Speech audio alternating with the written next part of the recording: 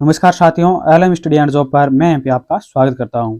हमने एक नई सीरीज स्टार्ट किया है जो है अध्यापक भर्ती परीक्षा का मॉडल पेपर है। ये किसके लिए है? रीट मेंस के लिए लेवल 2। और किस सब्जेक्ट का है? तो ये सामाजिक अध्ययन यानी एसएसटी का ये मॉडल पेपर रहने वाला है। जो परीक्षा की दृष्टि से महत्वपूर्ण प्रश्न बनते हैं उसी के हिसाब से हमने मॉडल पेपर का निर्माण किया है। इसमें टोटल आपको 150 क्वेश्चन देखने को मिलेंगे। प्रत्येक क्वेश्चन 2 नंबर का होगा, जिसमें 100 300 नंबर बनते हैं। जिस प्रकार परीक्षा में आपका पेपर आएगा उसी हिसाब से हमने ये कवर किया है। तो क्लास के अंत तक बने रहना। क्लास 1 घंटे के आसपास रह सकती है।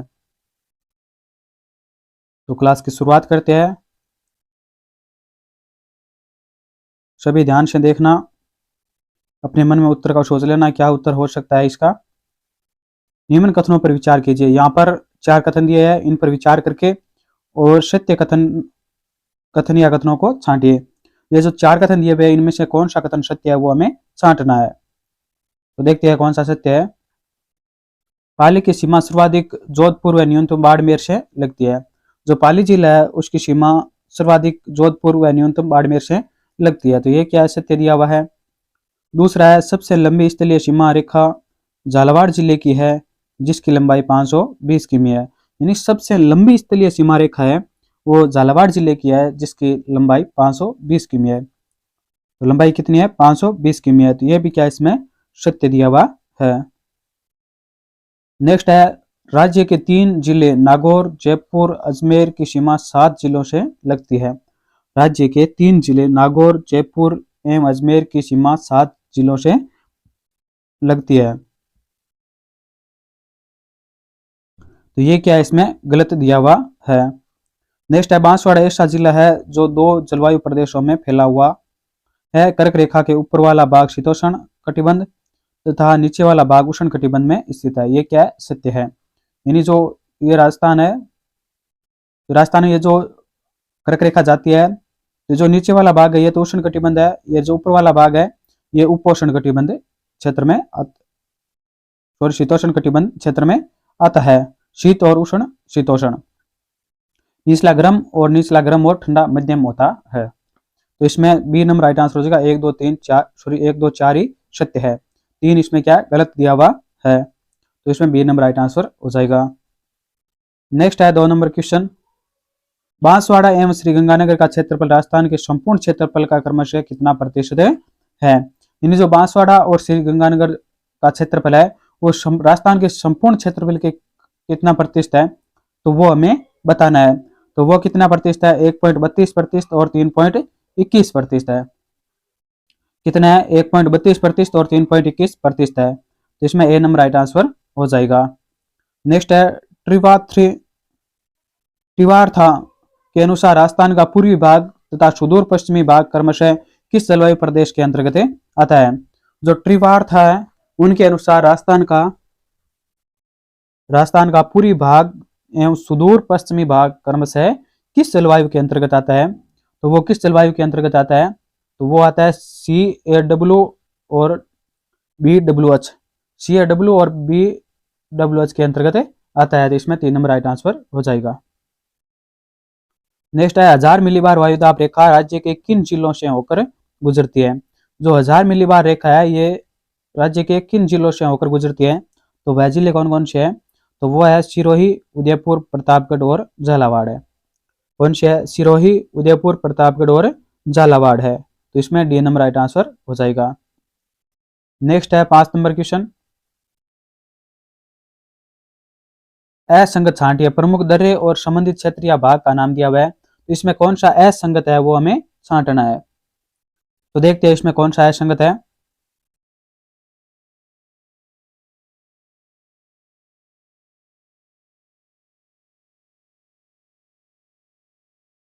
जिलवाड़ा या पगलिया की नाल। जो पगलिया की नाल है ये कहाँ है? मेवाड़ के दक्षिणी भाग में स्थित है। मेवाड़ के पगलिया की नाल कहाँ पे है? तो ये मेवाड़ के दक्षिणी भाग में स्थित है। तो ये क्या सत्य दिया हुआ है? हाथी गुफा की नाल, हाथी गुफा है यहाँ पे, शायद गुड़ा नहीं है, हाथी गुड़ा नहीं है, हाथी गुफा है। हाथी गुफा की नाल सिरोही को गोगुंदा से जोड़ता है। तो ये भी क्या है? ये भी सत्य दिया हुआ है इसमें। नेक्स्ट है परवार या दरार। परवारिया दर्रा प्रतापगढ़ में स्थित है। तो ये क्या इसमें गलत दिया हुआ है। गोरम घाट व खामली घाट दर्रा, गोरम घाट व खामली घाट दर्रा ये कहाँ पे है? अजमेर को मेवाड़ से जोड़ता है। अजमेर को मेवाड़ से कौन सा दर्रा जोड़ता है? तो वह गोरम घाट व खामली घाट दर्रा है। तो इसमें जो असंगत बताना था, तो असंगत कौन सा है? सी नंबर, ये नंबर राइट आंसर हो जाएगा। सी नंबर ये क्या है? असंगत है, बाकी सब सही है। नेक्स्ट है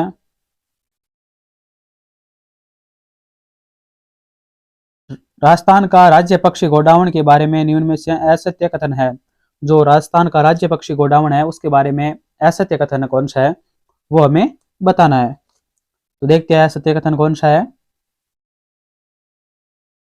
इसका वैज्ञानिक नाम क्रायोटिस नाइग्रिसेप्स है। ये क्या सत्य है? इसका वैज्ञानिक नाम क्या है जो राज्य पक्षी गोडाउन है उसका? क्रायोटिस नाइग्रिसेप्स है, ये तो सत्य है। दूसरा कथन देख लेते हैं कि वर्ष 1983 में इसे राज्य पक्षी घोषित किया था। वर्ष 1983 में इसे राज्य पक्षी घोषित किया था। तो ये क्या है? ये गलत है।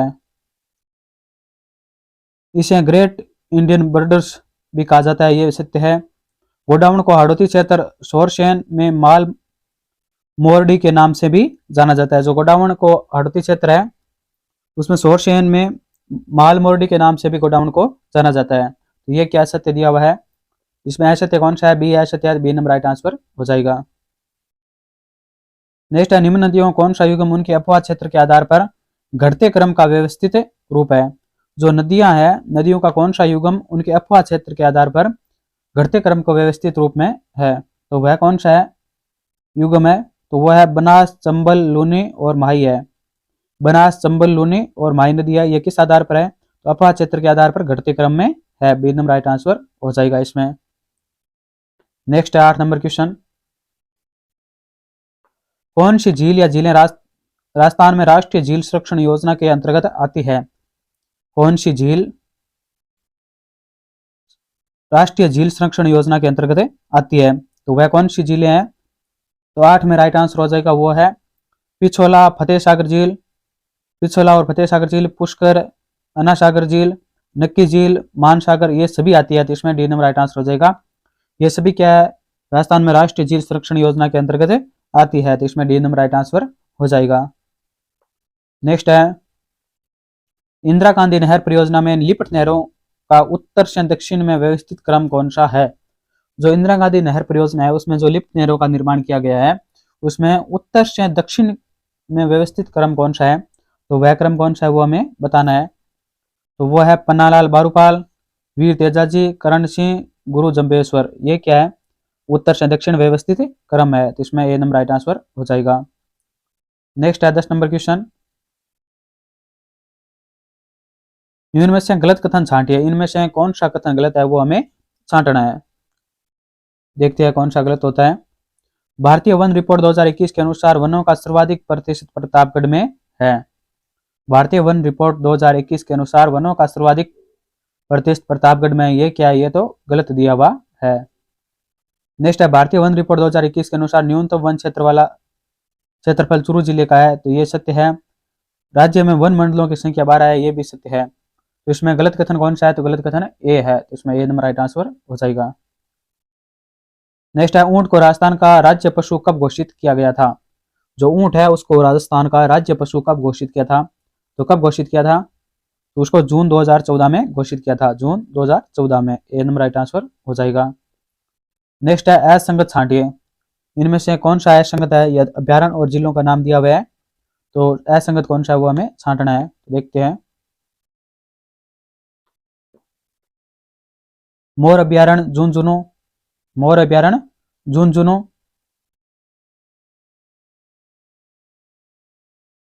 तो ये क्या है? ये सत्य है। गिद्ध अभ्यारण्य बीकानेर, यह भी क्या सत्य है। गंधर्व अभ्यारण्य जयपुर, गंधर्व अभ्यारण्य जयपुर, ये क्या गलत दिया हुआ है। प्राकृतिक पार्क चूरू, ये सत्य दिया हुआ है। तो इसमें सी नंबर राइट आंसर हो जाएगा। ये क्या है? ये असत्य है, बाकी सब सत्य है। इसमें सी नंबर राइट आंसर हो जाएगा। ये असंगत है 12 में सी। कोई भी क्वेश्चनों में डाउट हो, कोई संशय हो क्योंकि क्वेश्चन गलत हो जाते हैं कोई कोई, तो कमेंट बॉक्स में कमेंट करके हमें पूछ सकता है, उसका हम आपके डाउट क्लियर करने की कोशिश करेंगे। जिस भी पास क्वेश्चन में संशय हो तो आप कमेंट बॉक्स में कमेंट जरूर करें। नेक्स्ट है, निम्न में से कौन सा मृदा अपरदन का कारण नहीं है? जो मृदा अपरदन का कारण कौन सा नहीं है इनमें से, तो 4 कारण दिए हुए, देखते हैं कौन सा नहीं है।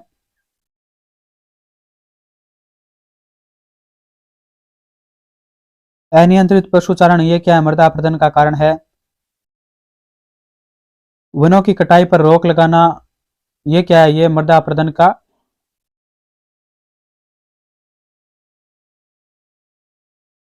ये मृदा अपरदन का कारण नहीं है, तो इसमें बी नंबर राइट आंसर हो जाएगा, ये सही आंसर है। परंपरागत कृषि पद्धति, पर्वतीय क्षेत्रों में सोपानी सीढ़ीदार कृषि,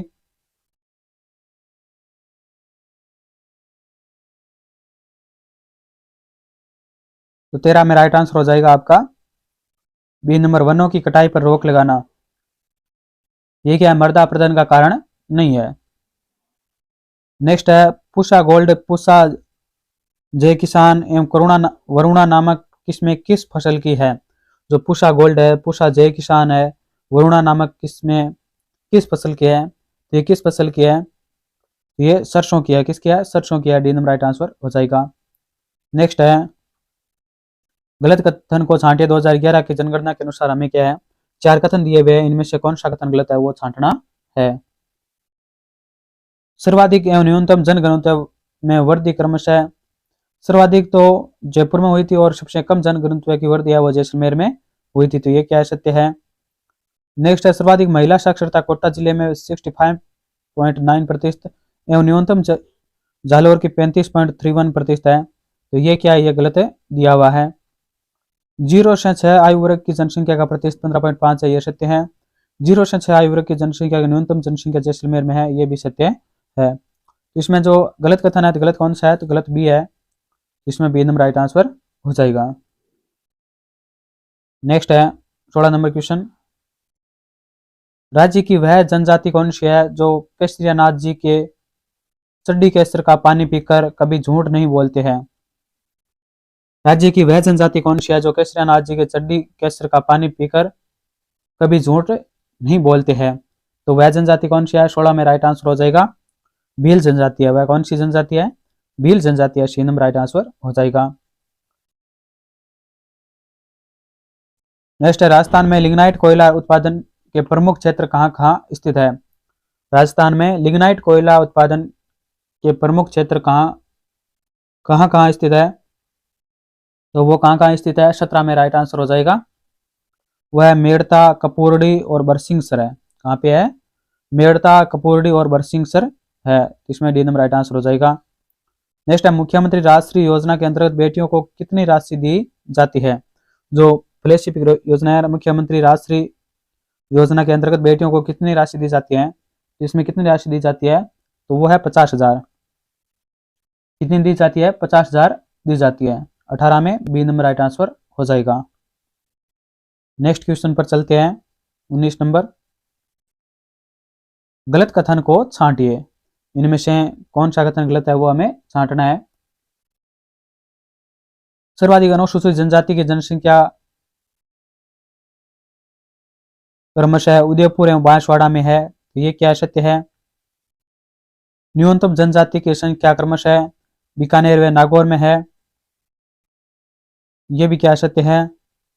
प्रतिशत के आधार पर सर्वाधिक जनजाति क्रमशः बांसवाड़ा, डूंगरपुर तथा न्यूनतम क्रमशः नागौर एवं बीकानेर में निवास करती है, ये भी क्या है, सत्य है। तो इसमें डी नंबर राइट आंसर हो जाएगा। कोई भी कथन गलत है नहीं है, डी नंबर राइट आंसर हो जाएगा।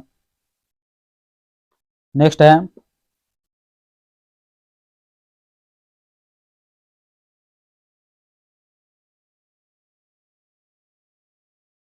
निम्न केंद्रीय जल परियोजना में से वे परियोजनाएं छांटिए जिनमें राजस्थान का भी हिस्सा है। केंद्रीय जल परियोजना में से वे परियोजना को छांटनी है हमें जिनमें से राजस्थान का भी हिस्सा है। तो यहाँ पर 6 परियोजना दी हुई है, उनमें से किस किस में राजस्थान का हिस्सा है वो हमें बताना है। तो देखते हैं, उरी परियोजना है, इसमें भी राजस्थान का हिस्सा है। चमेरा परियोजना भी राजस्थान का हिस्सा है। दुलहस्ती परियोजना में भी राजस्थान का हिस्सा है। नाथपा झाकरी में भी राजस्थान का हिस्सा है। रामपुर पन बिजली परियोजना में राजस्थान का हिस्सा है। टकनपुर परियोजना उत्तराखंड में भी राजस्थान का हिस्सा है। तो इसमें डी नंबर राइट आंसर हो जाएगा। उपरोक्त सभी में क्या है, सभी परियोजनाओं में राजस्थान का हिस्सा है। तो इसमें 20 में डी राइट आंसर हो जाएगा। नेक्स्ट है 21 नंबर क्वेश्चन।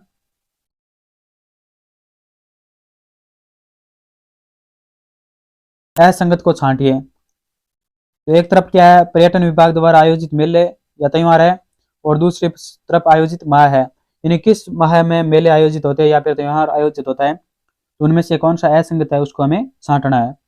तो शेखावाटी महोत्सव है, ये फरवरी में आयोजित किया जाता है, तो ये क्या सत्य है। बेलून महोत्सव अप्रैल में आयोजित किया जाता है, ये भी क्या सत्य है। ऊंट महोत्सव मार्च में आयोजित किया जाता है, ऊंट उत्सव, तो ये क्या है, ये गलत दिया हुआ है। मीरा महोत्सव अक्टूबर में आयोजित किया जाता है, ये सत्य है। तो इसमें सी नंबर राइट आंसर हो जाएगा। ये गलत दिया हुआ है, असंगत है, बाकी सब सही है। नेक्स्ट है ऐतिहासिक स्थल मानगढ़ राजस्थान के किस जिले में स्थित है। जो ऐतिहासिक स्थल है मानगढ़, वो राजस्थान के किस जिले में स्थित है, तो वह जिला कौन सा है। तो 22 में राइट आंसर हो जाएगा। बांसवाड़ा में है। कहां पे है, बांसवाड़ा में स्थित है। 22 में राइट आंसर हो जाएगा बी। नेक्स्ट है 23 नंबर क्वेश्चन। निम्न सभ्यता स्थलों का संबंधित जिला से मिलान कीजिए।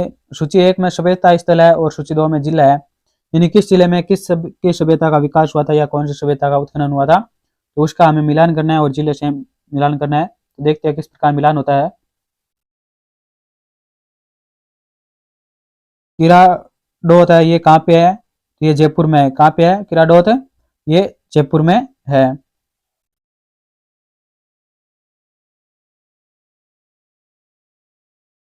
किराडोत कहाँ पे है, तो ये जयपुर में है। और नेक्स्ट पर बात करते हैं कोल माहौली। कोल माहौली किस जिले में है, तो ये है सवाई माधोपुर में। कहाँ पे है, सवाई माधोपुर में है। पिंड पांडलिया ये कहाँ पे है, तो ये चित्तौड़गढ़ में है। तो इसमें बी नंबर राइट आंसर हो जाएगा। 3-1-2, 3-1-2 राइट आंसर हो जाएगा। नेक्स्ट है किस इतिहासकार ने चंद्रसेन की तुलना महाराणा प्रताप से की है। यानी कौन से इतिहासकार है जिसने चंद्रसेन की तुलना महाराणा प्रताप से की है, तो वो है विश्वेश्वर नाथ रेव है। कौन है, विश्वेश्वर नाथ रेव है। डी नंबर राइट आंसर हो जाएगा। नेक्स्ट है 1308 ईस्वी में अलाउद्दीन खिलजी ने जालोर के शक्तिशाली किले के सिवाना पर अधिकार करने के बाद वहां के प्रतिनिधि किसे नियुक्त किया गया था। इन्हें जो 1308 में अलाउद्दीन खिलजी ने जालोर के किले पर आक्रमण करके उसको अपने अधिकार में लेने के बाद में वहां पर किसे प्रतिनिधि नियुक्त किया था, तो वो प्रतिनिधि कौन था, वो था कमालुद्दीन गुर्ग था। कमालुद्दीन गुर्ग था। सी नंबर राइट आंसर हो जाएगा। नेक्स्ट है 26 नंबर क्वेश्चन। निम्नलिखित को सम्मिलित कीजिए। इनको क्या करना है, सम्मिलित करना है। एक तरफ शक्कर कारखाना है, दूसरे तरफ संचालित क्षेत्र है। यानी कौन सा कारखाना किस क्षेत्र से संचालित हो रहा है, तो उसको क्या करना है, सम्मिलित करना है। दी मेवाड़ शुगर, दी मेवाड़ शुगर है, ये किससे संचालित होता है, तो यह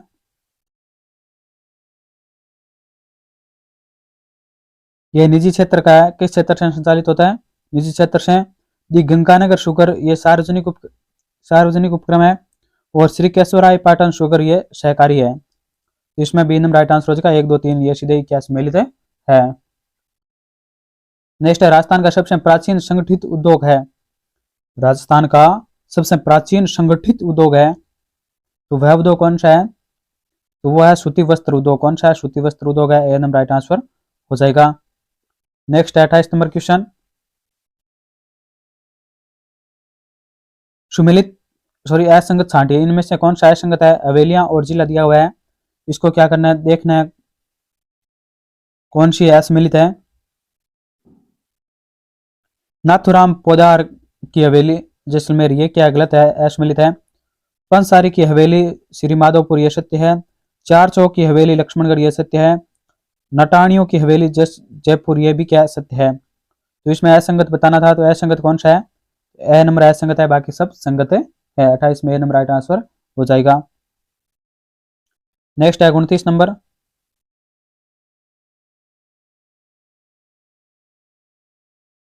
राष्ट्रीय सरसों अनुसंधान केंद्र की सेवर में स्थापना हुई थी।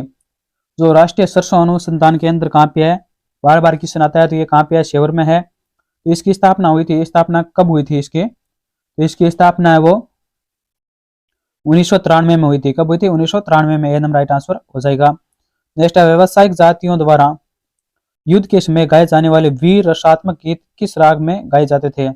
जो व्यावसायिक जातियों द्वारा युद्ध के समय गाए जाने वाले वीर रसात्मक गीत किस राग में गाए जाते थे, तो वह राग कौन सी थी, तो वह थी सिंधु और मारू राग। कौन सी थी, सिंधु और मारू राग में गाए जाते थे।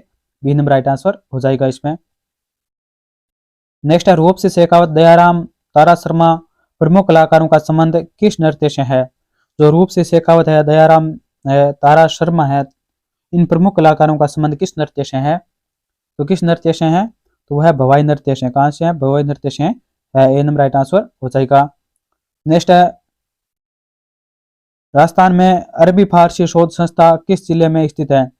राजस्थान में अरबी फारसी शोध संस्था है, ये किस जिले में स्थित है, तो ये टोंक में स्थित है। कहां पे है, टोंक में स्थित है। डी नंबर राइट आंसर हो जाएगा। नेक्स्ट है 33 नंबर क्वेश्चन। संत रामचरण के बारे में निम्न कथनों पर विचार करें। तो रामचरण के बारे में 4 कथन दिए हुए हैं, इन पर विचार करना है और कूट के माध्यम से हमें उत्तर देने हैं।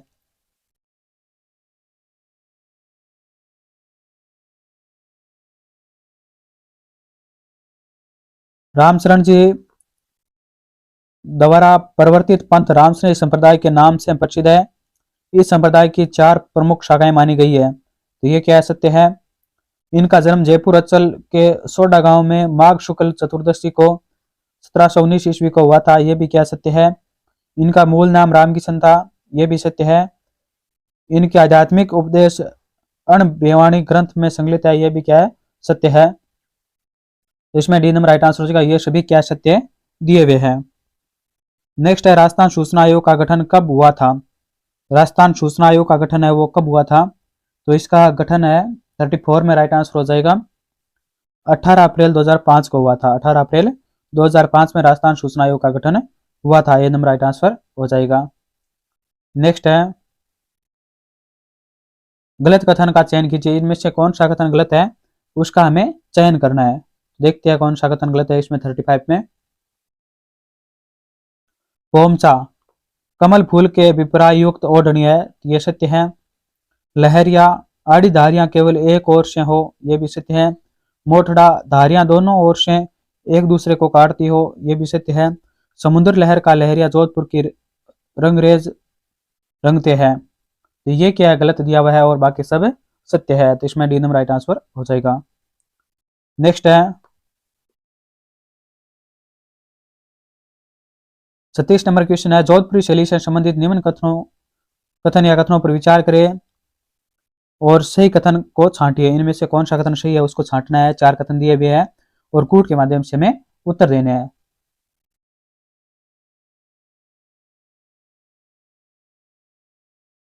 एक नंबर कथन है इस शैली के उदाहरण हमें चौखिलाव महल तथा चित्रित उत्तराध्ययन सूत्र से प्राप्त होते हैं, तो ये क्या सत्य दिया हुआ है। 1623 ईस्वी में वीर जी द्वारा पाली के वीर पुरुष विठलदास चंपावत के लिए रागमाला चित्रावली चित्रित की गई, यह भी क्या सत्य है। बादाम सी आंखें और ऊंची पाग जोधपुर शैली की अपनी निजी देन है, यह भी क्या सत्य है। इस शैली के प्रमुख रंग सफेद, गुलाबी, सलेही, सिंदूरी है एवं इसमें खंजन पक्षी को भी बखूबी दर्शाया गया है, तो ये क्या गलत है। इसमें बी नंबर राइट आंसर हो जाएगा। 1, 2, 3 इसमें क्या है, सत्य दिया हुआ है। चौथा इसमें सत्य नहीं है। नेक्स्ट पर बात कर लेते हैं 1857 की क्रांति के संदर्भ में निम्नलिखित में से गलत कथन छांटिए। 1857 की क्रांति से संबंधित यहाँ पर 4 कथन दिए हुए हैं, उनमें से कौन सा कथन गलत है वो हमें छांटना है। तो देखते हैं 37 में सिरोही रियासत में 1857 की क्रांति के समय British political agent JD hall थे, ये सत्य है। कवि बाकीदास राघोदास साधु गांगजी तथा महाकवि सूर्यमल मिश्रण आदि कवियों व साहित्यकारों ने ब्रिटिश विरोधी भावनाओं को पनपाने में महत्वपूर्ण योगदान दिया था। यह भी क्या सत्य है। कोटा में 1857 की क्रांति के विद्रोह की शुरुआत 22 अक्टूबर 1857 को हुई थी। कोटा में 1857 की क्रांति के विद्रोह की शुरुआत 22 अक्टूबर 1857 ईस्वी को हुई थी। तो ये क्या है, ये कथन इन्होंने गलत दे दिया है, तो इसमें सी नंबर राइट आंसर हो जाएगा। जो हमें गलत कथन है वो बताना था, तो इसमें सी नंबर गलत है। नेक्स्ट है, मेवाड़ के दो प्रमुख सामंतों सुलुम्बर के रावत केसरी सिंह और कोठारिया के रावत जोध सिंह को 1857 के स्वतंत्रता संग्राम में अपूर्व योगदान रहा था। ये भी क्या सत्य दिया हुआ इसमें। जो असत्य कौन सा है, तो सी नंबर असत्य है, तो सी नंबर राइट आंसर हो जाएगा इसमें। नेक्स्ट है, 1908 में स्थापित राजपुताना म्यूजियम कहाँ स्थित है। 1908 में स्थापित राजपुताना म्यूजियम कहाँ पर स्थित है, तो ये कहाँ पे है, तो ये अजमेर में स्थित है।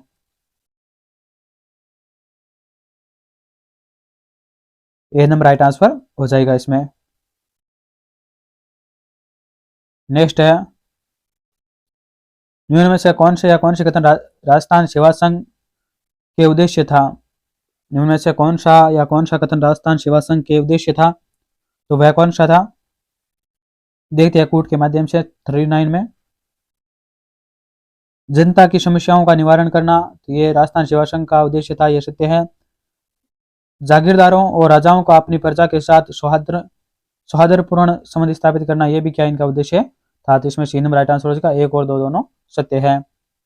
नेक्स्ट है, किसने कहा कि लोकनीति और प्रशासन राजनीति के जुड़वां बच्चे हैं।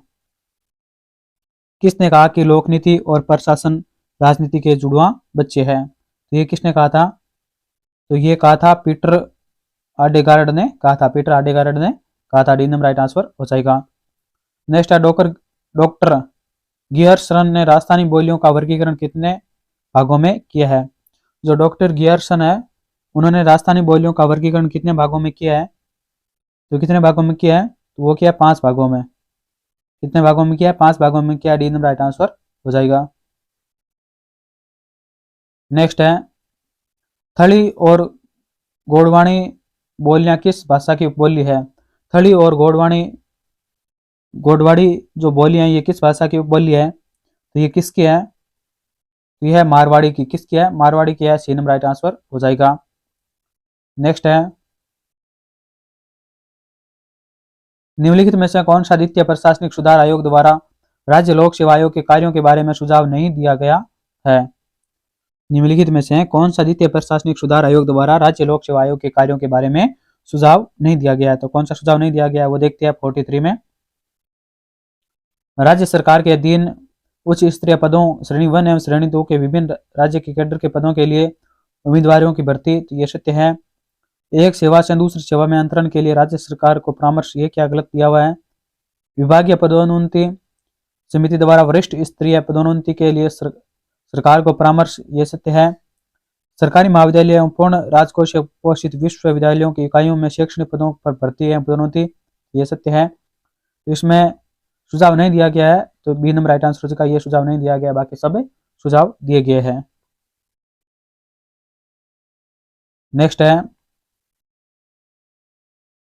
बाता में भूगोल नामक रचना का संबंध किस साहित्यकार से है। बाता में भूगोल नामक रचना का संबंध किस साहित्यकार से है, तो ये है हरीश बदाणी से संबंधित है। हरीश बदाणी से सी नंबर राइट आंसर हो जाएगा। नेक्स्ट है 45 नंबर क्वेश्चन, असंगत युगम का चयन कीजिए। इनमें से असंगत युगम कौन सा है उसका चयन करना है। रचनाकार और कर्ती या रचना दिया हुआ है, तो देखते हैं असंगत कौन सा है। गोवर्धन सिंह शेखावत गांव, ये सत्य है। गणेश लाल व्यास दीनद्रोही, ये क्या गलत है। गणेश लाल व्यास दीनद्रोही, ये क्या इसमें गलत दिया हुआ है। चंद्र प्रकाश देवल कावड़, ये सत्य है। मालचंद्र तिवाड़ी की उतरियो है आबो, की उतरियो आबो, ये भी सत्य है।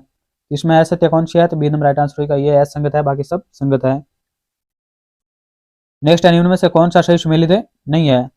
इनमें से कौन सा सही सम्मिलित नहीं है वो हमें देखना है। 46 में अर्जुन लाल जाट नौकायान, ये सत्य है। देवेंद्र झांझड़िया भाला फेंक, ये भी सत्य है। अवनी लेखरा भारोत्तोलन, ये क्या गलत है। अपूर्वी चंदेला निशानेबाजी, ये सत्य है। इसमें सम्मिलित नहीं है तो सी नंबर राइट आंसर हो जाएगा। 46 में सी नंबर आई है, सम्मिलित है नहीं है, बाकी सब सम्मिलित है।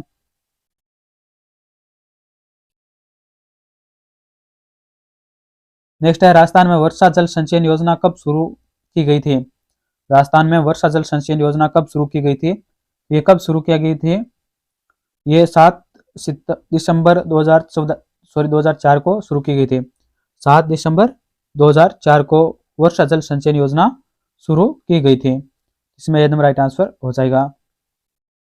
नेक्स्ट है, परवर्ती परक वीर गाथा काल का संबंध किस काल परक से है। परवर्ती परक वीर गाथा काल का संबंध किस काल परक से है। तो किस काल परक से है, 48 में राइट आंसर हो जाएगा। प्राचीन काल से है, किससे है, प्राचीन काल से है, ए नंबर राइट आंसर हो जाएगा इसका। नेक्स्ट है,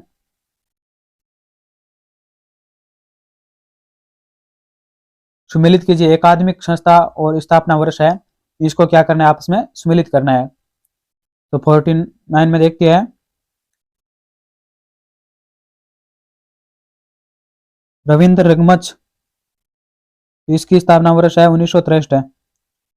रविंद्र रंगमंच के राजस्थान राज्य अभिलेखागार, इसकी स्थापना है 1966। राजस्थान साहित्य अकादमी है, इसकी स्थापना कब हुई थी, 1958 में। और जवाहर कला केंद्र है, इसकी स्थापना हुई थी, जवाहर कला केंद्र की स्थापना 1993 में हुई थी। एक बार दोबारा देख लो, रविंद्र रंगमंच की स्थापना 1963, राजस्थान राज्य अभिलेखागार की स्थापना 1966, राज्य साहित्य अकादमी की स्थापना 1958, जवाहर कला केंद्र की स्थापना 1993 में हुई थी। तो इसमें बी नंबर राइट आंसर हो जाएगा, 3 1 4 2। नेक्स्ट है, कोंकण तीर्थ के नाम से प्रसिद्ध है, कोंकण तीर्थ के नाम से प्रसिद्ध है, तो वह कौन सा है, 50 में राइट आंसर हो जाएगा, वह पुष्कर है। कौन सा है, पुष्कर है, डी नंबर राइट आंसर हो जाएगा इसका। नेक्स्ट है 51, राज्य में स्थापित किया जाने वाला अल्ट्रा मेगा नवीनीकरणीय ऊर्जा पार्क निम्न में से किस स्थान पर स्थापित किया जाएगा।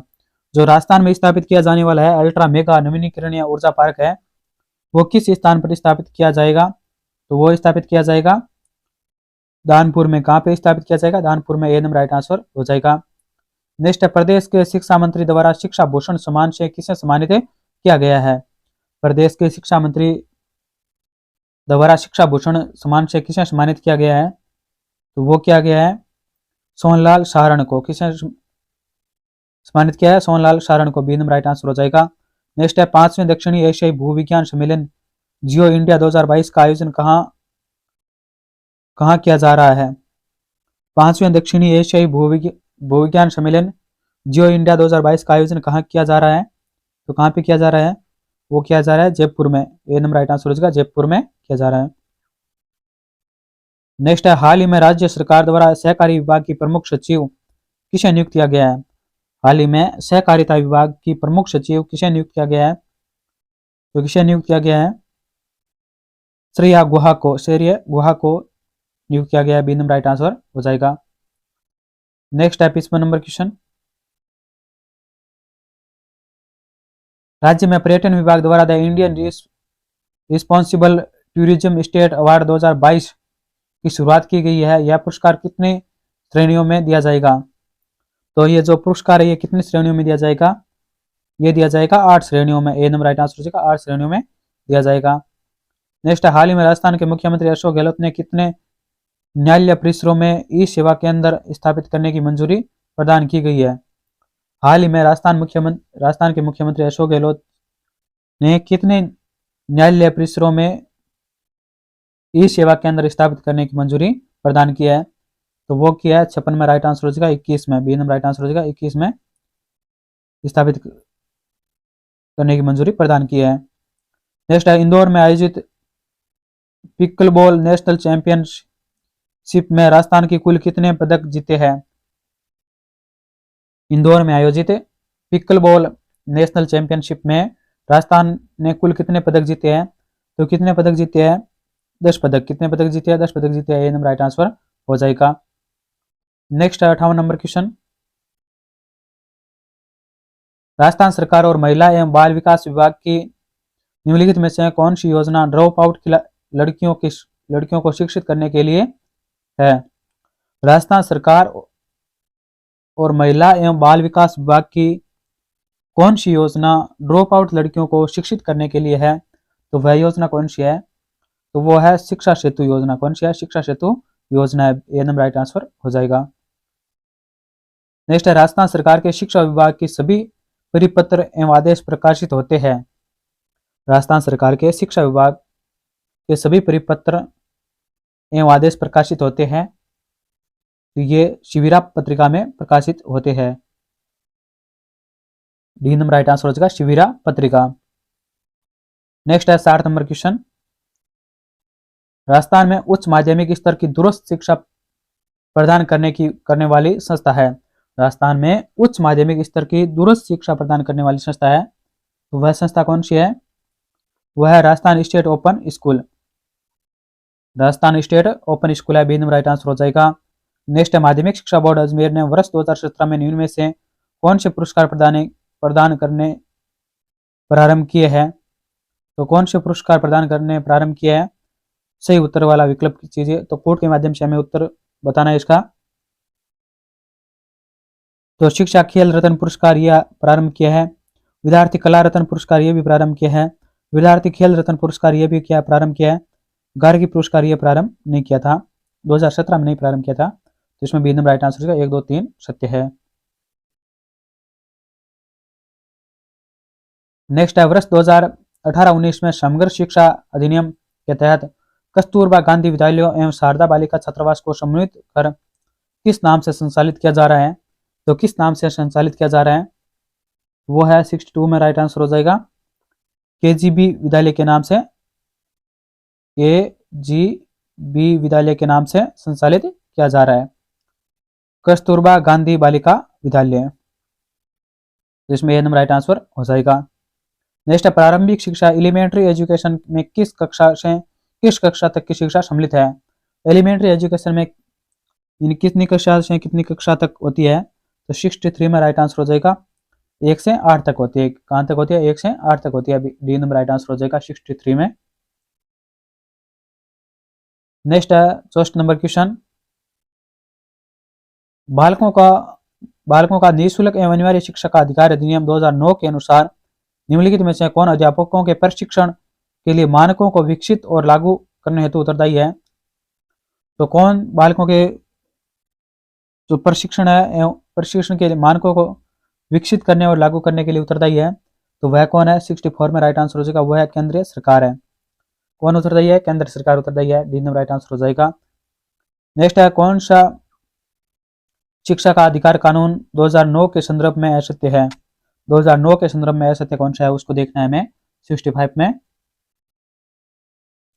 इसका भाग 14 बालक से कंपटीशन फीस संग्रहण का निषेध करता है, तो ये क्या है? सत्य है।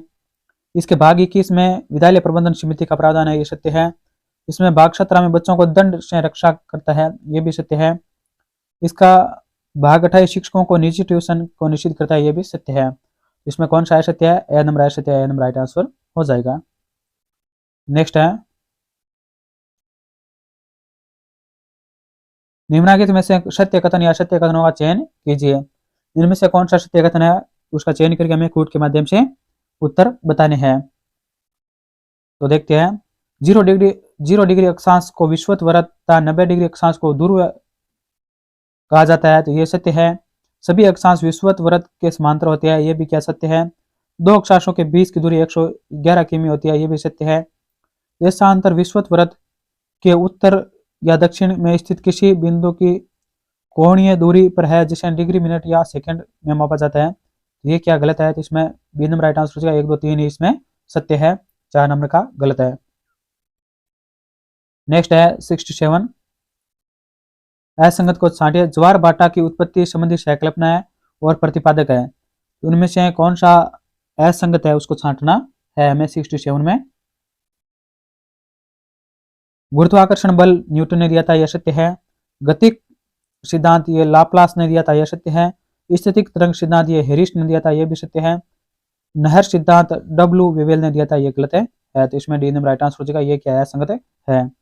नेक्स्ट है F1 व F2 परत की खोज किस वैज्ञानिक ने की थी। F1 व F2 परत की खोज किस वैज्ञानिक ने की थी, तो वह वैज्ञानिक कौन था 68 में राइट आंसर हो जाएगा। एप्लिटन ने, किसने की थी, एप्लिटन ने की थी। F1 और F2 परत की खोज की थी, बी नंबर राइट आंसर हो जाएगा इसमें।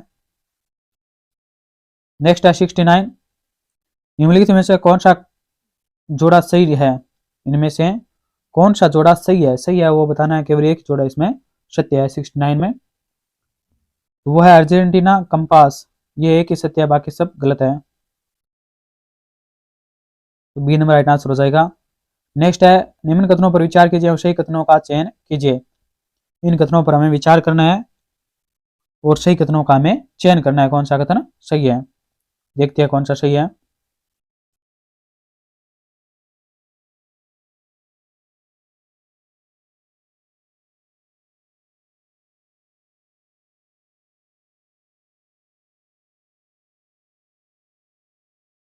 एक नंबर कथन है महासागरीय धाराएं पृथ्वी का ताप संतुलन बनाए रखने में सहायक होती है। महासागरीय धाराएं पृथ्वी का ताप संतुलन बनाए रखने में सहायक होती है, तो ये क्या सत्य है। महासागरीय धाराएं मुख्यतः सनातन पवनों द्वारा चलायमान होती है, ये भी क्या सत्य है।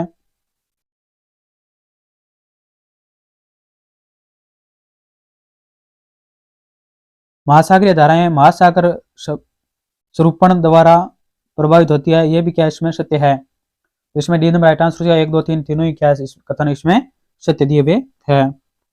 नेक्स्ट है उत्तरी अटलांटिक प्रवाह द्वारा सर्वाधिक लाभान्वित होने वाला देश है।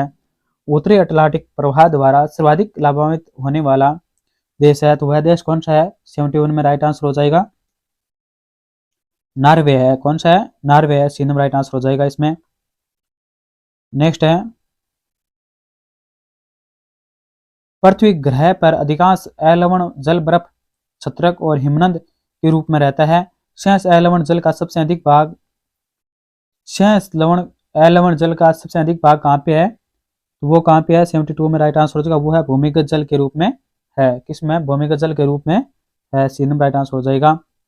नेक्स्ट है भारतीय मानक में IST इंडियन स्टैंडर्ड टाइम एवं ग्रीनविच मानक समय में कितना अंतर पाया जाता है, तो कितना अंतर है, 5.5 घंटे का। 73 में ए नंबर राइट आंसर हो जाएगा, 5.5 घंटे का है, 5 घंटे 30 मिनट का। नेक्स्ट है दक्षिणी गोलार्ध में सबसे बड़ा दिन है। दक्षिणी गोलार्ध है उसमें सबसे बड़ा दिन कौन सा है, तो उसमें सबसे बड़ा दिन है 74 में राइट आंसर होगा 22 दिसंबर है। उत्तरी गोलार्ध जिसमें भारत हम लोग आते हैं, इसमें आते हैं उत्तरी गोलार्ध में आते हैं, तो उत्तरी गोलार्ध का सबसे छोटा दिन कौन सा है, 22 दिसंबर है। वही दक्षिणी गोलार्ध का क्या होगा, सबसे बड़ा दिन होगा, तो इसमें 22 दिसंबर राइट आंसर हो जाएगा। नेक्स्ट है 75, उत्तरी गोलार्ध की तुलना में दक्षिणी गोलार्ध में पश्चिमी पवनें अधिक शासक तथा स्थायी होती है, क्यों। उत्तरी गोलार्ध की तुलना में दक्षिणी गोलार्ध में पश्चिमी पवनें अधिक शासक तथा स्थायी होती है, क्यों, तो क्यों होती है, तो इसके कौन से कथन सत्य है वो हमें बताने हैं कूट के माध्यम से। उत्तरी गोलार्ध की तुलना में दक्षिणी गोलार्ध में भूखंड कम है, ये सत्य है। उत्तरी गोलार्ध की तुलना में दक्षिणी गोलार्ध में कोरियोलिस बल अधिक होता है, ये क्या गलत दिया हुआ है, इसमें केवल ए ही सत्य है, केवल ए ही सत्य है, ए नंबर राइट आंसर हो जाएगा। नेक्स्ट है 76, सूची 1 और सूची 2 को क्या करना है, आपस में सुमेलित करना है। मानसूनी वन है, मानसूनी वन,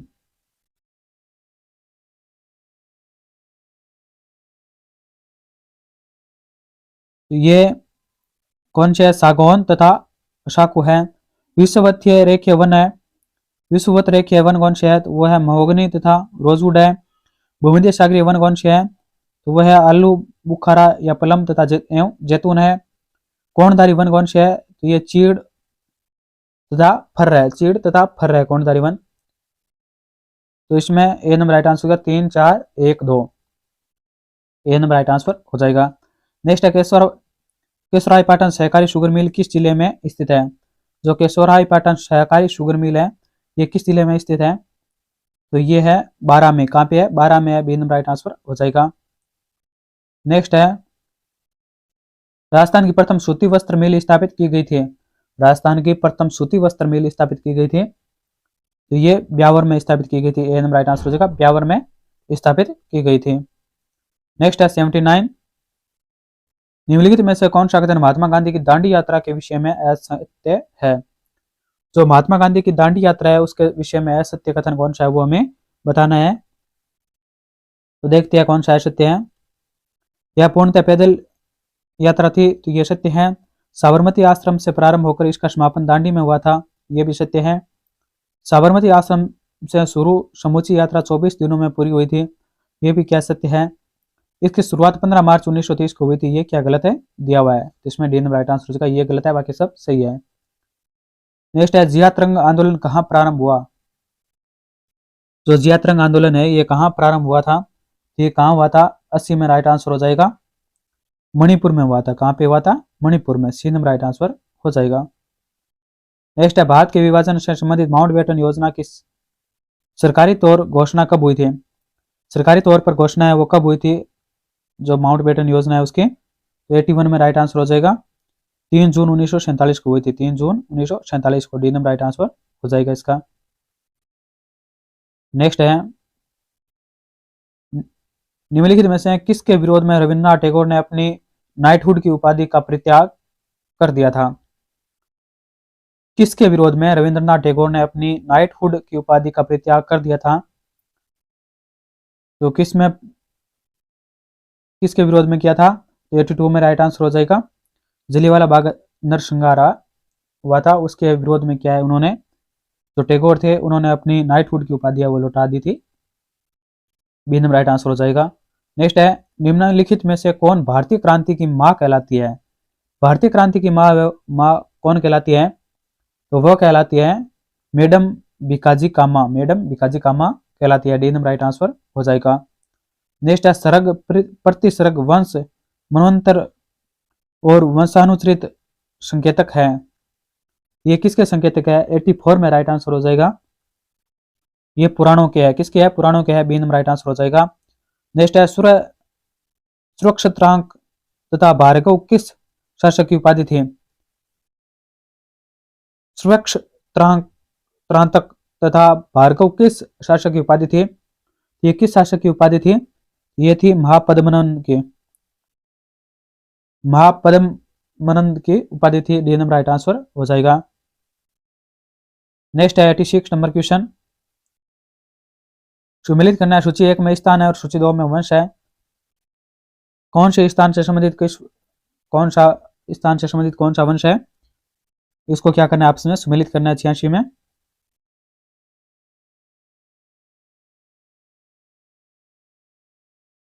कपिल वंश तो है ये सांख्य वंश से संबंधित है। सुमारा ये भंग वंश से संबंधित है। पिंपली वन ये मौर्य वंश से संबंधित है। केशपुत ये कलाम वंश से संबंधित है। इसमें ए नंबर राइट आंसर हो जाएगा 2 1 4 3। राइट आंसर हो जाएगा 2 1 4 3। नेक्स्ट है मौर्य प्रशासन में विविध अध्यक्ष से संबंधित विभाग था, ये किससे संबंधित विभाग था? ये था 87 में राइट आंसर हो जाएगा, चारागाह विभाग से संबंधित था। ए नंबर राइट आंसर हो जाएगा, चारागाह विभाग से संबंधित था। नेक्स्ट है 88 नंबर। कौटिल्य के सप्तांग सिद्धांत से संबंधित असंगत युग्म का चयन कीजिए। जो कौटिल्य ने 7 अंग बताए थे, आज 7 अंग का जो सिद्धांत बताया था उनसे संबंधित जो असंगत है वो बताने है हमें। तो कौन सा असंगत है?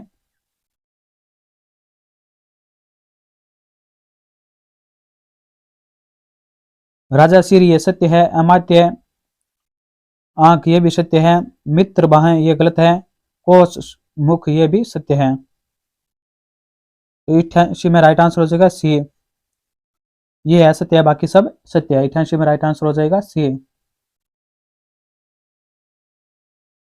नेक्स्ट है 89 नंबर क्वेश्चन। अशोक द्वारा किस शिलालेख में यह आदेश दिया गया कि राजा तथा उच्चाधिकारी हमेशा प्रजा के हित में ही सोचे? अशोक द्वारा किस शिलालेख में यह आदेश दिया गया कि राजा तथा उच्चाधिकारी हमेशा प्रजा के हित में ही सोचे? ये किस अभिलेख में दिया गया था? ये 10वें शिलालेख में दिया गया था। 10वां शिलालेख। बी नंबर राइट आंसर हो जाएगा। नेक्स्ट है राजा द्वारा वेतन प्राप्त करने वाली सल्तनत की सबसे विशाल सेना की स्थापना का श्रेय दिया जाता है। राज्य द्वारा वेतन प्राप्त करने वाली सल्तनत की सबसे विशाल सेना की स्थापना का श्रेय दिया जाता है। ये किसे दिया जाता है? तो वो दिया जाता है अलाउद्दीन खिलजी को। किसे दिया जाता है? अलाउद्दीन खिलजी को। डी नंबर राइट आंसर हो जाएगा। नेक्स्ट है होली त्योहार के सार्वजनिक उत्सव में भाग लेने वाले दिल्ली का प्रथम सुल्तान कौन था? होली त्योहार के सार्वजनिक उत्सव में भाग लेने वाला दिल्ली का प्रथम सुल्तान कौन था? तो वह सुल्तान कौन था? वो था मोहम्मद बिन तुगलक था। बी नंबर राइट आंसर होगा मोहम्मद बिन तुगलक था। नेक्स्ट है रजिया सुल्तान के पतन का सबसे मुख्य कारण अल्फाफिस्टन ने माना है। रजिया सुल्तान के पतन का सबसे मुख्य कारण अलाफिस्टन ने माना है। तो क्या माना है? तो वो है उसका स्त्री होना माना है। ए नंबर राइट आंसर हो जाएगा। नेक्स्ट है पानीपत का प्रथम युद्ध किसके बीच हुआ था? पानीपत का प्रथम युद्ध है ये किसके बीच हुआ था? तो 93 में राइट आंसर हो जाएगा। ये बाबर और इब्राहिम लोदी के बीच में हुआ था। बाबर और इब्राहिम लोदी के बीच पानीपत का प्रथम युद्ध हुआ था।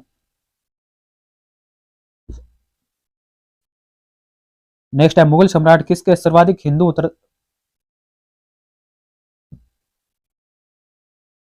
मुगल सम्राट जिसने सर्वाधिक हिंदू अधिकारियों की नियुक्ति की थी। तो किसने सर्वाधिक हिंदू अधिकारियों की नियुक्ति की थी? तो वह कौन था? वो था औरंगजेब। कौन था? औरंगजेब था। बी नंबर राइट आंसर हो जाएगा। नेक्स्ट है 95 असंगत साधना सैंधव स्थल और प्रमुख नदी है। किस सैंधव स्थल का संबंध किस नदी से है? तो वो हमें बताना है। 95 में देखते हैं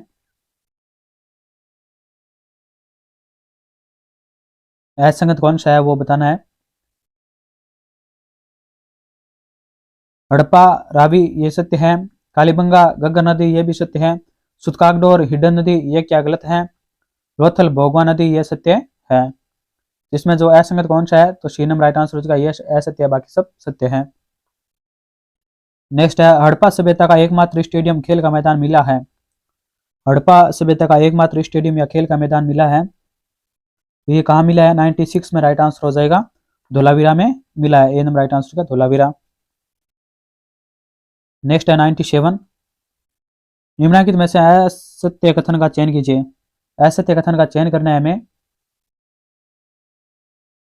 सैंधव सभ्यता नगरीय थी जबकि वैदिक आर्यों की सभ्यता ग्रामीण थी। यह सत्य है।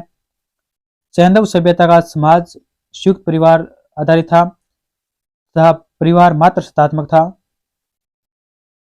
यह भी सत्य है। सैंधव सभ्यता में धर्म का स्वरूप यह लौकिक था। यह भी सत्य है। वैदिक आर्य बहुदेववाद के समर्थक नहीं थे। तो ये क्या गलत है इसमें? यह सत्य कौन सा है? डी नंबर राइट आंसर हो जाएगा। ये गलत है, बाकी सब सही है। 97 में डी नंबर राइट आंसर हो जाएगा।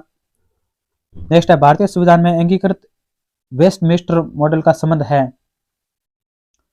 भारतीय संविधान में अंगीकृत वेस्टमिंस्टर मॉडल का संबंध है। तो किससे संबंध है? 98 में राइट आंसर हो जाएगा। संसदीय प्रणाली से है। सी नंबर राइट आंसर हो जाएगा।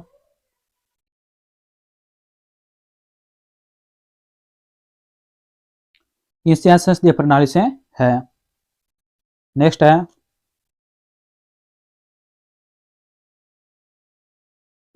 अंतर्राज्यीय नदियों के जल संबंधी विवादों के न्याय निर्णय संबंधी प्रावधान संविधान के किस अनुच्छेद में है? जो अंतर्राज्यीय नदियों के जल संबंधी विवाद हो जाता है तो वो किस अनुच्छेद में इसका प्रावधान है?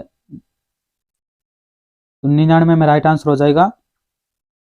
262 में है। यानी कोई भी दो राज्यों के बीच नदी को लेकर विवाद हो जाता है, उससे संबंधित जो निर्णय लेने की प्रक्रिया है वो किस अनुच्छेद में वर्णित है? तो वह 262 अनुच्छेद में वर्णित है। बी नंबर राइट आंसर हो जाएगा। नेक्स्ट है संविधान में जन स्वास्थ्य एवं स्वच्छता तथा अस्पताल एवं औषधालय की सूची औषधालय किस सूची में आते हैं? तो जन स्वास्थ्य, स्वच्छता, अस्पताल और औषधालय किस सूची में आते हैं? ये किस में आते हैं? राज्य सूची में आते हैं। बी नंबर राइट आंसर हो जाएगा इसमें। नेक्स्ट है किस मामले में उच्चतम न्यायालय द्वारा भारत के संविधान की प्रस्तावना को संविधान के भाग के रूप में स्वीकार किया है? किस मामले में उच्चतम न्यायालय द्वारा भारत के संविधान की प्रस्तावना को संविधान के भाग के रूप में स्वीकार किया है? तो ये कौन से केस में किया है? वो है बेरवाड़ी केस में। किसमें किया है? बेरवाड़ी केस में किया है। ए नंबर राइट आंसर हो जाएगा। नेक्स्ट है 102 नंबर क्वेश्चन। इनमें से एक मौलिक अधिकार नहीं है। इनमें से कौन सा एक मौलिक अधिकार नहीं है वो बताना है हमें। संवैधानिक उपचारों का अधिकार, ये क्या है? मौलिक अधिकार है। संस्कृति एवं शिक्षा संबंधी अधिकार, ये भी मौलिक अधिकार है। भारत की प्रभुता बनाए रखने का अधिकार, ये क्या? गलत है, ये मौलिक अधिकार नहीं है। धार्मिक स्वतंत्रता का अधिकार, ये क्या? मौलिक अधिकार है। इसमें नहीं पूछा था तो सी नंबर राइट आंसर हो जाएगा। ये नहीं है, बाकी सब है। नेक्स्ट है अनुच्छेद 40 के अनुसार राज्य ग्राम पंचायतों का संगठन करने के लिए कदम उठाएगा और उनको ऐसी शक्तियां एवं प्राधिकार प्रदान करेगा जो उन्हें क्या करेगा? स्वायत्त शासन की इकाइयों के रूप में कार्य करने की योग्य बनाने के लिए आवश्यक हो। तो इसमें ए नंबर राइट आंसर हो जाएगा। 103 में ए नंबर राइट आंसर हो जाएगा। यानी इसमें क्या बताया गया है कि अनुच्छेद 40 के अनुसार राज्य ग्राम पंचायतों का संगठन करने के लिए कदम उठाएगा और उनको ऐसी शक्तियां एवं प्राधिकार प्रदान करेगा जो उन्हें स्वायत्त शासन की इकाइयों के रूप में कार्य करने के योग्य बनाने के लिए आवश्यक है। यानी वो स्वतंत्र रूप से काम कर सके। नेक्स्ट है 104। संघ द्वारा उद्गृहित एवं संग्रहित वे कर जो राज्य को अनुदेशित किए जाते हैं किस अनुच्छेद में वर्णित है? तो ये किस अनुच्छेद में वर्णित है? तो ये है अनुच्छेद 269 में। अनुच्छेद 269 में वर्णित है। बी नंबर राइट आंसर हो जाएगा। नेक्स्ट है दो राज्यों के बीच किसी विवाद का निर्णय करने का अधिकार है। दो राज्यों के बीच किसी विवाद का निर्णय करने का अधिकार है तो वो किसे है? वो है सर्वोच्च न्यायालय को है। किसको है? सर्वोच्च न्यायालय को है। बी नंबर राइट आंसर हो जाएगा। नेक्स्ट है मंत्रिपरिषद केवल तब तक ही सत्ता में रह सकती है जब तक इसे मंत्रिपरिषद केवल तब तक ही सत्ता में रह सकती है जब तक इसे क्या है? लोकसभा का विश्वास प्राप्त हो। लोकसभा का विश्वास प्राप्त हो तब तक ही क्या है? ये सत्ता में रह सकती है। बी नंबर राइट आंसर हो जाएगा। नेक्स्ट है अनुच्छेद 356 के तहत इमरजेंसी की घोषणा के बाद राज्य का प्रशासन कौन चलाता है? अनुच्छेद 356 के तहत इमरजेंसी की घोषणा के बाद राज्य का प्रशासन कौन चलाता है? तो वो चलाता है राज्यपाल। कौन चलाता है? राज्यपाल चलाता है। डी नंबर राइट आंसर हो जाएगा। नेक्स्ट है 108वां नंबर क्वेश्चन। भारत पर आक्रमण करने वाला प्रथम तुर्क आक्रमणकारी था। यानी भारत पर आक्रमण करने वाला प्रथम तुर्क आक्रमणकारी कौन था? तो वह था महमूद गजनवी था। कौन था? महमूद गजनवी था। सी नंबर राइट आंसर हो जाएगा। नेक्स्ट है राजस्थान के प्रथम निर्वाचित मुख्यमंत्री टीकाराम पालीवाल के तुरंत बाद राजस्थान के मुख्यमंत्री कौन बने? यानी कि जो निर्वाचित मुख्यमंत्री था प्रथम टीकाराम पालीवाल, उसके बाद तुरंत बाद राजस्थान के मुख्यमंत्री कौन बने थे? तो तुरंत बाद कौन बने थे मुख्यमंत्री? वो बने थे जयनारायण व्यास। कौन बने थे? जयनारायण व्यास। डी नंबर राइट आंसर हो जाएगा। नेक्स्ट है निम्नलिखित में से कौन राज्य विधानसभा के साधारण निर्वाचन की अधिसूचना जारी करता है? निम्नलिखित में से कौन राज्य विधानसभा के साधारण निर्वाचन की अधिसूचना जारी करता है? तो कौन जारी करता है? तो वो करता है भारत का निर्वाचन आयोग। कौन करता है? भारत का निर्वाचन आयोग जारी करता है। डी नंबर राइट आंसर हो जाएगा। नेक्स्ट है नगर पालिका निर्वाचन संबंधी मामलों में न्यायालयों के हस्तक्षेप के वर्जन का उल्लेख निम्न में से किस अनुच्छेद के अंतर्गत किया गया है? नगर पालिका निर्वाचन संबंधी मामलों में न्यायालयों के हस्तक्षेप के वर्जन का उल्लेख किस अनुच्छेद के अंतर्गत किया गया है? तो वह अनुच्छेद कौन सा है? वह अनुच्छेद 243 जेड जी है। अनुच्छेद 243 जेड जी है। ए नंबर राइट आंसर हो जाएगा। नेक्स्ट है पंचायत समिति की बैठक का आयोजन किया जाता है। पंचायत समिति की बैठक का आयोजन किया जाता है। 112 में राइट आंसर हो जाएगा। प्रत्येक माह में कम से कम एक बार। प्रत्येक माह में कम से कम एक बार। बी नंबर राइट आंसर हो जाएगा। नेक्स्ट है ग्राम पंचायत में सरकारी अधिकारी होता है। ग्राम पंचायत में सरकारी अधिकारी होता है तो वह कौन होता है? तो वो होता है ग्राम विकास अधिकारी, वीडियो, विलेज डेवलपमेंट ऑफिसर होता है। ए नंबर राइट आंसर हो जाएगा। नेक्स्ट है, भारत में राष्ट्रीय आय की गणना किस आधार पर की जाती है? भारत में राष्ट्रीय आय की गणना किस आधार पर की जाती है? वो की जाती है चालू मूल्यों के आधार पर की जाती है, स्थिर मूल्यों के आधार पर भी की जाती है। तो इसमें सी नंबर राइट आंसर हो जाएगा। उपयुक्त दोनों के आधार पर की जाती है राष्ट्रीय आय की गणना, चालू और स्थिर मूल्यों के आधार पर, दोनों के आधार पर की जाती है। नेक्स्ट है, भारत की राष्ट्रीय आय के बारे में कौन सा कथन सही है? जो भारत की राष्ट्रीय आय है उसके बारे में कौन सा कथन सही है वो हमें बताना है। वो है संयुक्त रूप से कृषि और उद्योग की अपेक्षा सेवाओं का प्रतिशत हिस्सा अधिक है। यानी जो कृषि और उद्योग है उससे सेवाओं, उसकी अपेक्षा जो सेवा क्षेत्र है उसका क्या है, प्रतिशत हिस्सा है वो सबसे अधिक है। तो इसमें डी नंबर राइट आंसर हो जाएगा। नेक्स्ट है, मानव विकास सूचकांक निम्नलिखित में से किन प्रमुख क्षेत्रों में निष्पादन के आधार पर देशों का क्रम आधार तैयार करता है? मानव विकास सूचकांक निम्नलिखित में से किन प्रमुख क्षेत्रों में निष्पादन के आधार पर देशों का क्रम आधार तैयार करता है? तो ये किसके आधार पर करता है? तो स्वास्थ्य के आधार पर, शिक्षा के आधार पर और स्वास्थ्य संसाधनों तक पहुंच के आधार पर करता है। तो इसमें डी नंबर राइट आंसर हो जाएगा। उपरोक्त सभी के आधार पर मानव विकास सूचकांक तैयार किया जाता है। नेक्स्ट है, अंतर्राष्ट्रीय श्रम संगठन द्वारा कौन सा मानव विकास उपागम प्रस्तावित किया गया है? अंतर्राष्ट्रीय श्रम संगठन ILO द्वारा कौन सा मानव विकास उपागम प्रस्तावित किया गया है? तो कौन सा प्रस्तावित किया गया है? वो है आधारभूत आवश्यकता उपागम। आधारभूत आवश्यकता उपागम प्रस्तुत किया गया है। इसमें सी नंबर राइट आंसर हो जाएगा। नेक्स्ट है, राजस्थान राज्य खाद्य एवं नागरिक आपूर्ति निगम लिमिटेड की स्थापना कंपनी अधिनियम 1956 के तहत किस वर्ष की गई है?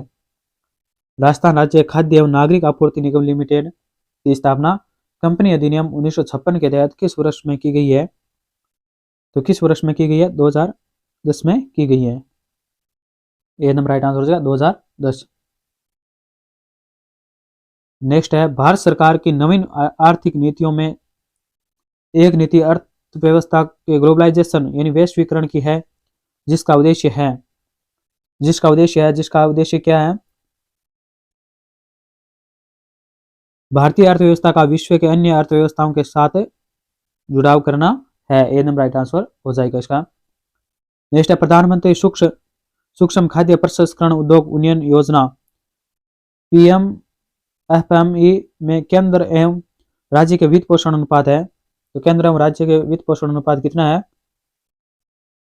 वह 60-40 अनुपात है। कितना है? 60-40 अनुपात है। बी नंबर राइट आंसर हो जाएगा।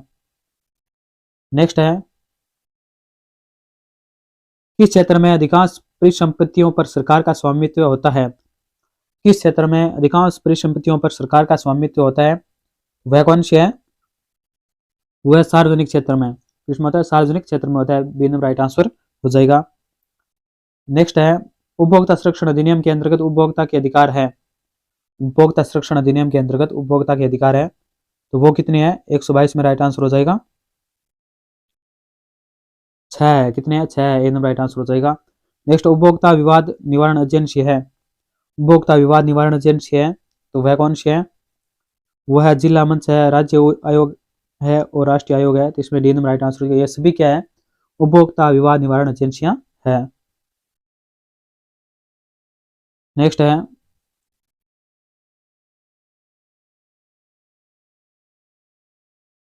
निम्नलिखित में से कौन वैश्वीकरण शब्द का सही वर्णन है? वैश्वीकरण शब्द का सही वर्णन कौन सा है वो हमें बताना है। तो वह है राष्ट्रीय सीमाओं के पार माल, सेवाएं, लोगों, पूंजी और सूचनाओं का आदान प्रदान क्या वैश्वीकरण कहलाता है। सी नंबर राइट आंसर हो जाएगा इसमें। नेक्स्ट है, सरकार द्वारा सार्वजनिक क्षेत्र में समता हिस्सा का निजी क्षेत्र के हाथों बेचना कहलाता है। तो निजी क्षेत्र के हाथों बेचना, जो सरकार अपना जो क्षमता हिस्सा है वो निजी क्षेत्रों के हाथों बेचती है, तो उसे क्या कहते हैं? तो उसे विनिवेश कहते हैं। क्या कहते हैं? विनिवेश कहते हैं। ए नंबर राइट आंसर हो जाएगा। नेक्स्ट है, सामाजिक विज्ञान में निम्नलिखित में से कौन सी शिक्षण विधि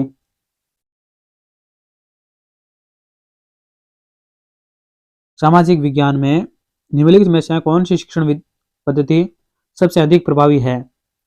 तो सबसे अधिक प्रभावी कौन सी है जिसमें शिक्षकों को इस्तेमाल करना चाहिए। यानी कि सामाजिक विज्ञान में निम्नलिखित में से कौन सी शिक्षण पद्धति सबसे अधिक प्रभावी है जिसे शिक्षकों को इस्तेमाल करना चाहिए? तो वह विधि कौन सी है? तो वह है शिक्षार्थियों को आलोचनात्मक और विचारोत्तेजक गतिविधियों में शामिल करना। यह क्या है? सबसे उपयुक्त या प्रभावी विधि है। सी नंबर राइट आंसर हो जाएगा। नेक्स्ट है भारतीय बहुलतावादी समाज में सामाजिक विज्ञान की पाठ्य पुस्तकों को भारतीय बहुलतावादी समाज में सामाजिक विज्ञान की पाठ्य पुस्तकों को सभी धर्मों और सामाजिक समूह को शामिल करना और उनकी प्रतिनिधित्व करना चाहिए।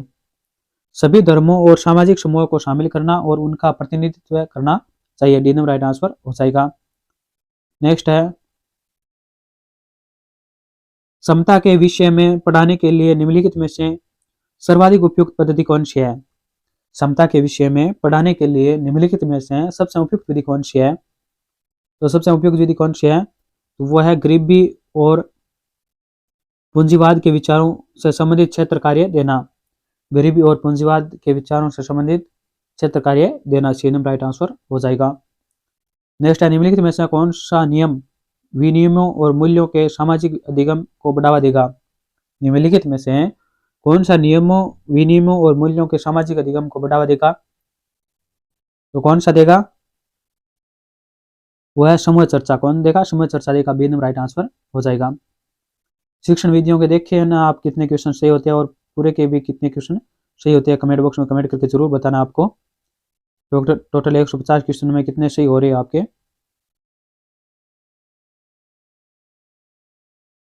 नेक्स्ट है शिक्षार्थी के व्यवहार में निम्नलिखित में से किस वर्णन के सामाजिक विज्ञान की कक्षा में अभिवर्तियों और मूल्यों के आकलन में इस्तेमाल किया जा सकता है? शिक्षार्थी के व्यवहार के निम्नलिखित में से किस वर्णन के सामाजिक विज्ञान की कक्षा में अभिवर्तियों और मूल्यों के आकलन में इस्तेमाल किया जा सकता है? तो वह है प्रश्न पूछने के लिए स्वतंत्र अनुभूत करना। प्रश्न पूछने के लिए स्वतंत्र अनुभूत करना, इसे क्या इस्तेमाल किया जा सकता है? सी नंबर राइट आंसर हो जाएगा। नेक्स्ट है सामाजिक विज्ञान की कक्षा में निदानात्मक और उपचारात्मक शिक्षण में शामिल होंगे। सामाजिक विज्ञान की कक्षा में निदानात्मक और उपचारात्मक शिक्षण शामिल होंगे। तो वह है शिक्षार्थी की कठिनाई विशेष की पहचान करने के लिए। शिक्षार्थी की कठिनाई विशेष की पहचान करने के लिए क्या है? निदानात्मक और उपचारात्मक शिक्षण शामिल होंगे। ए नंबर राइट आंसर हो जाएगा इसका। नेक्स्ट है 132वां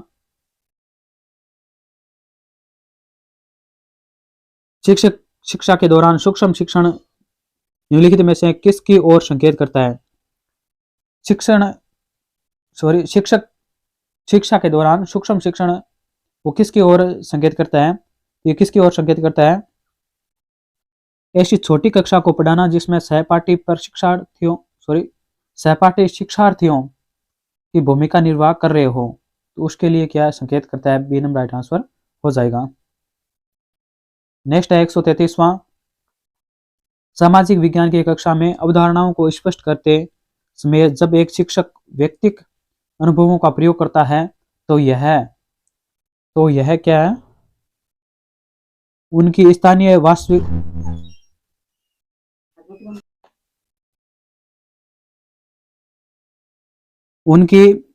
वास्तविकता को वैश्विक संदर्भों के साथ जोड़ने की योग्यता को बढ़ावा देता है। यानी इसमें क्या बताया गया है कि सामाजिक विज्ञान की कक्षा में अवधारणाओं को स्पष्ट करते समय जब एक शिक्षक व्यक्तिगत अनुभवों का प्रयोग करता है तो यह उनकी स्थानीय वास्तविकता को वैश्विक संदर्भों के साथ जोड़ने की योग्यता को बढ़ावा देता है। तो इसमें सी नंबर राइट आंसर हो जाएगा। यानी उसके जो लोकल नॉलेज है उससे संबंधित जोड़कर पढ़ाने से क्या बच्चे का ज्ञान स्थायी हो जाता है और अच्छी तरीके से भी समझ जाता है। नेक्स्ट है निम्नलिखित में से कौन से शिक्षार्थी की सांस्कृतिक पूंजी बनाते हैं? कौन से शिक्षार्थी की सांस्कृतिक पूंजी बनाते हैं? तो कौन बनाते हैं? 134 में राइट आंसर हो जाएगा। परिवार की शैक्षिक पृष्ठभूमि है वो सांस्कृतिक पूंजी बनाते हैं। सी नंबर राइट आंसर हो जाएगा इसमें। नेक्स्ट है निम्नलिखित में से कौन सा सामाजिक विज्ञान की कक्षा में प्रगतिशील शिक्षा का आयाम है? निम्नलिखित में से कौन सा सामाजिक विज्ञान की कक्षा में प्रगतिशील शिक्षा का आयाम है? तो वह कौन सा है? तो वो है बहुलता और विविधता के लिए समान। बहुलता और विविधता के लिए समान है, डी नंबर राइट आंसर हो जाएगा।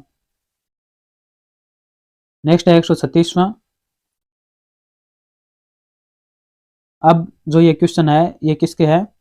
अब ये क्वेश्चन है मनोविज्ञान से संबंधित है, साइकोलॉजी के। मनोविज्ञान मनोविज्ञान के कितने क्वेश्चन है? 15 क्वेश्चन है। और आपको कमेंट बॉक्स में बताना है मनोविज्ञान के कितने गलत हो रहे हैं, कितने सही हो रहे हैं, किस किस पार्ट में आपकी सबसे ज्यादा क्वेश्चन गलत हो रहे हैं। तो सारा विश्लेषण आपको कमेंट बॉक्स में बताना है आपको।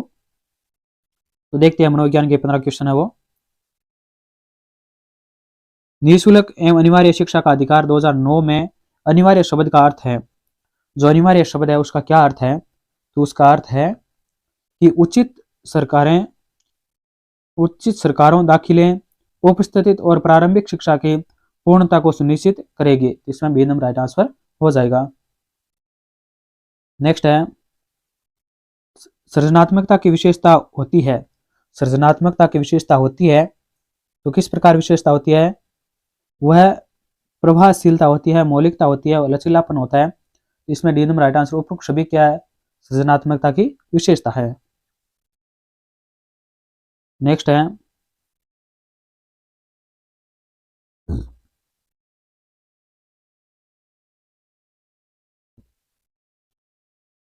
अभिवर्ती शब्द का प्रयोग किया जाता है। जो अभिवर्ती शब्द है उसका प्रयोग किया जाता है बालकों के मानसिक विकास के लिए, बालकों के सामाजिक विकास के लिए, बालकों के शारीरिक विकास के लिए, बालकों के मानसिक एवं सामाजिक विकास के लिए। तो किसके लिए अभिवर्ती का शब्द का प्रयोग किया जाता है? तो वो किया जाता है बालकों के शारीरिक विकास के लिए अभिवर्ती का विकास शब्द का प्रयोग किया जाता है।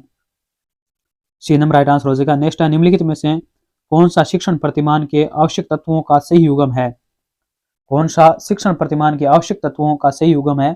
तो सही युग्म कौन सा है? तो वो है उद्देश्य, संरचना, सामाजिक प्रणाली, सहायक प्रणाली। उद्देश्य, संरचना और सामाजिक प्रणाली और सहायक प्रणाली, यही क्या है? शिक्षण प्रतिमान के आवश्यक तत्वों का सही क्रम है या फिर सही युग्म है। ए नंबर राइट आंसर हो जाएगा।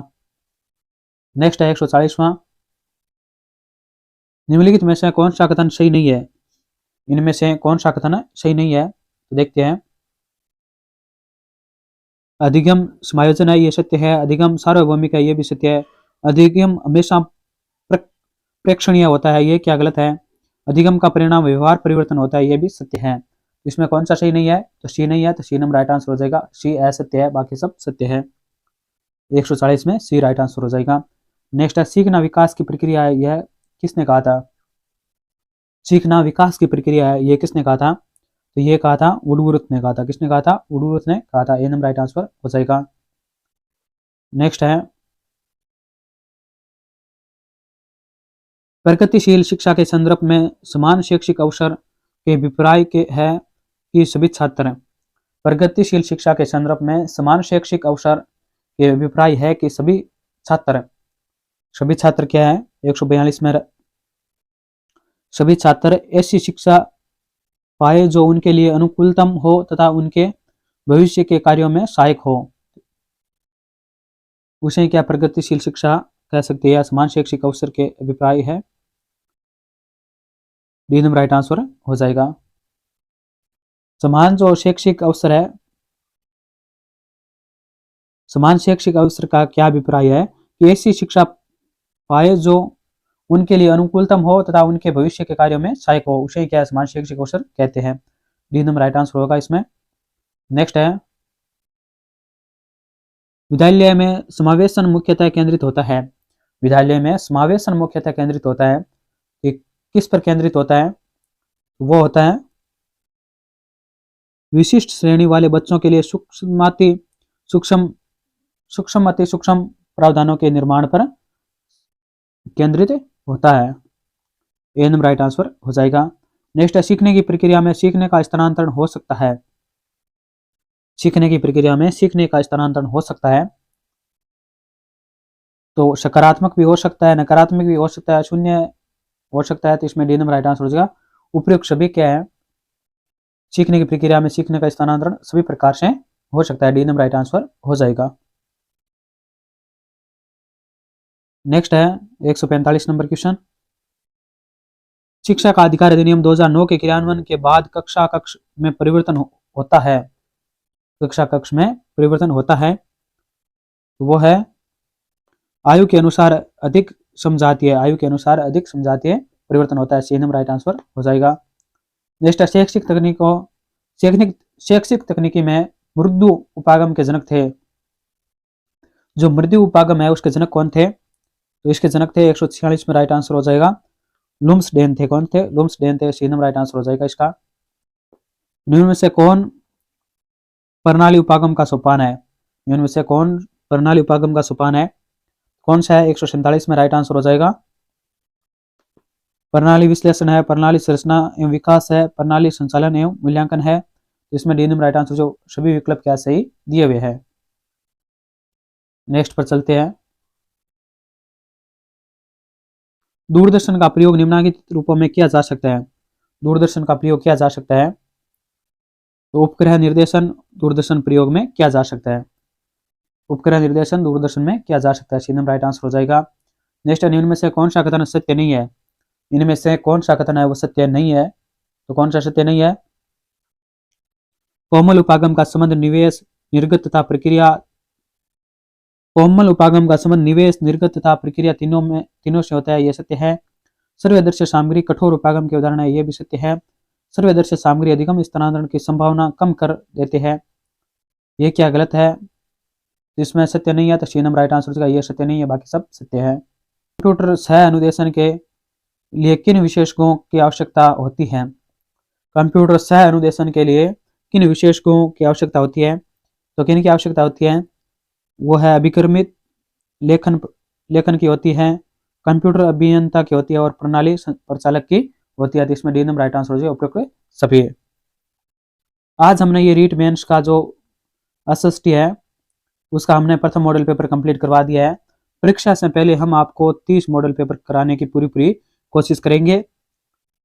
तो मॉडल पेपर को पूरा देखना और इस मॉडल पेपर के माध्यम से आपके कितने क्वेश्चन सही हुए कमेंट बॉक्स में कमेंट करना, और फिर जो अंतिम मॉडल पेपर या 21 के बाद देखना आपके कितने सही हो रहे हैं, जिससे आपका पता चल जाएगा कि आपके जो आपने कितना सुधार किया 10-15 दिनों में। हर रोज आपको मॉडल पेपर 1 मिलेगा, कभी 2 भी दे देंगे, मगर हर model paper per day 1 model paper आपको जरूर से जरूर मिलेगा हमारे चैनल पर। तो चैनल को अभी तक लाइक नहीं किया तो लाइक कीजिए, दोस्तों के पास शेयर कीजिए और जरूर से जरूर सब्सक्राइब कीजिए, जिससे आने वाला नोटिफिकेशन सबसे पहले मिलता रहे।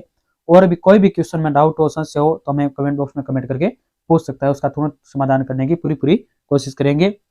वीडियो के अंत तक बने रहने के लिए सभी को बहुत बहुत धन्यवाद। जय हिंद, जय भारत।